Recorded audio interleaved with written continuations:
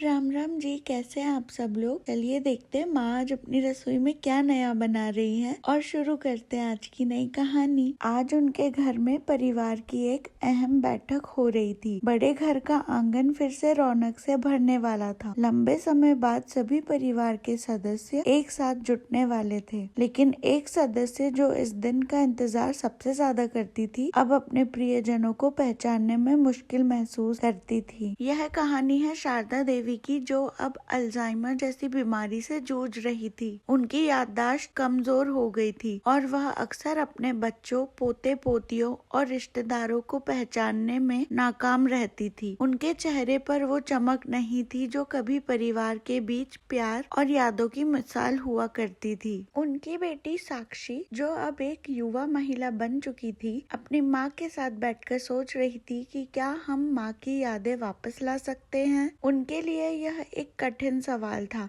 लेकिन साक्षी ने तय किया कि इस बार वह कुछ खास करेगी। माँ, याद है ना, हमारे बचपन में आप हमेशा आलू मटर पुलाव बनाकर देती थी। साक्षी ने हल्की मुस्कान के साथ पूछा, उम्मीद करते हुए कि शारदा देवी की आंखों में कुछ चमक लौटे। शारदा देवी ने उसे बस एक नजर से देखा और कहा, पुलाव, क्या है वह? उनकी आवाज में वह स्फूर्ति नहीं थी जो पहले होती थी। साक्षी का दिल थोड़ा टूट गया, लेकिन वह हार मानने वाली नहीं थी। साक्षी ने माँ के पसंदीदा आलू मटर पुलाव का मसालेदार और हल्का स्वाद तैयार किया, जैसे उसकी माँ करती थी। यह वह पुलाव था जिसे खाने के बाद परिवार के सभी सदस्य एकजुट होते थे, हंसी खुशी में समय बिताते थे और एक दूसरे के साथ पुराने दिनों की यादें ताजा करते थे। माँ, क्या आप थोड़ी देर के लिए उठ सकती है? साक्षी ने हल्के से माँ से पूछा। शारदा देवी ने बेमन से उठते हुए कहा, क्या करना है? साक्षी ने उन्हें बैठाया और उनके सामने ताजे पुलाव की प्लेट रखी। जैसे ही शारदा देवी ने एक निवाला लिया, उनका चेहरा एक अलग ही चमक से भर उठा। वह धीमे से बोली,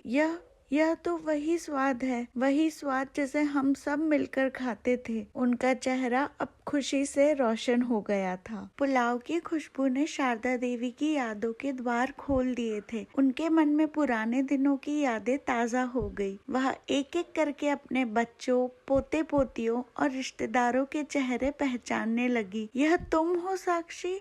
और तुम, अरे तुम तो आर्यन हो, मेरे प्यारे पोते। उनके चेहरे पर मुस्कान फैल गई। अचानक परिवार के सभी सदस्य, जो पहले अपने अपने कामों में व्यस्त थे, एक एक करके शारदा देवी के पास इकट्ठे होने लगे। साक्षी ने माँ के आसपास सभी को इकट्ठा किया। माँ, यह वही पुलाव है जो दादी हमेशा बनाती थी और तुम हमेशा हमें इसे खाने के लिए बुलाती थी, साक्षी ने हंसते हुए कहा। शारदा देवी के चेहरे पर एक गहरी शांति छाई। पुलाव की ताजगी और पुरानी यादों ने उन्हें वह कड़ी याद दिलाई जिसे वह खो चुकी थी। परिवार के सदस्य एक दूसरे के पास बैठ गए और उनके बीच पुराने समय की बातें शुरू हो गई। धीरे धीरे शारदा देवी के दिल में वह गहरी बंधन की भावना फिर से लौट आई, जो शायद बीमारी के कारण छूट गई थी। यह साधारण सा आलू मटर का पुलाव आज फिर से परिवार को जोड़ने का कारण बना। यह एक ऐसा पुलाव था जो न केवल पेट भरता बल्कि दिलों को भी जोड़ता था। सभी ने मिलकर यह महसूस किया कि कभी कभी यादों को संजोने के लिए किसी बड़ी चीज की आवश्यकता नहीं होती, बस एक स्वादिष्ट भोजन और परिवार का प्यार ही काफी होता है। शारदा देवी के चेहरे पर फिर से वही सुकून था और पूरा परिवार